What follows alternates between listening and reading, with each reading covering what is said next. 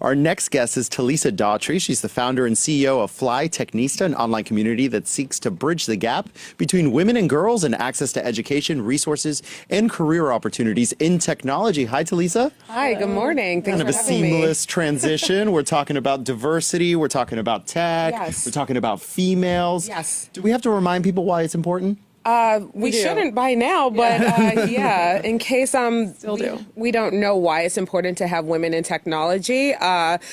Obviously, when women come to the table, we bring different perspectives, different ideas, and that all, as a whole, contributes to the bottom line of everything. So I would like to know, what is it that you are doing to help girls help girls kind of see the light, so to speak? Because I know when I was younger, I was like pushed towards writing and English, and that's fine. But I ended up doing something very technical, and I love it. So what are you doing to help? I think the earlier you can get in there, the better. What is it that you're doing? I agree with that. Actually, I started off my career as a self-taught coder, but I was a classically trained visual artist and a ballet dancer. Oh my gosh. So I never seen myself 19 years later being in technology. I always approach tech as creative. And I also, what I do to help young women and girls now is to let them know they don't just have to be one thing. And we live in a society where is constantly bombarded on us that we have to be just one thing. We can, if we're only like creative, we can only be creative. We can't be technical. We can't be intellectual. And I feel that you can be all of these things. So pretty much early on, I show women and girls how they can bridge that creative gap with the technical gap and marry the two together, because beautiful products don't just design themselves or code themselves, and we need them both together. So FlyTechnista, how does it work? So FlyTechnista is an online portal. Basically, women and girls would come there. They would search for education and career opportunities, and that's free. For other membership resources, such as entrepreneurship tools, that is a membership. Speaking engagement, that is a membership, and access to conferences. Wow. Yeah. So, and you have a lot of partners, I saw at the bottom Yes. of your screen, that you've have a lot of people that have signed on to your platform. Yeah, here. so right now we're about 983 partnerships across 12 cities and 4 countries. Oh, congratulations. Thank you. Did you know that it was going to grow into something so large when you started? I had a hunch, but I wasn't 100% sure. I started off with a lot of meetup groups, and I watched these meetup groups go from 50 members to about 500 members, and then next thing you know, that they're global chapters of these organizations just that spurred from meetup. So I had a hunch that it would grow bigger. Yeah.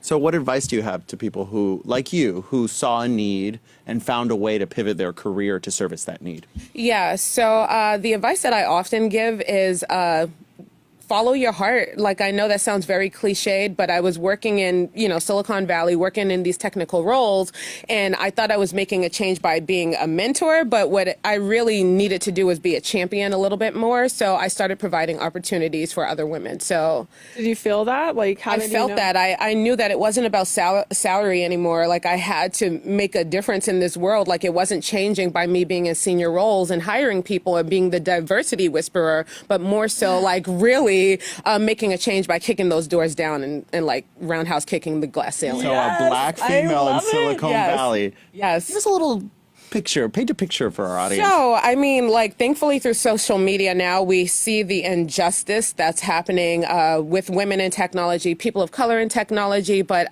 I've faced discrimination, and being intersectional, you have no idea if it's because you're a woman or if it's because you're a person of color. So, like, for me, that was like a shocker, because men are always going to connect with other men that I noticed. But whereas being a woman affected me more so than my race.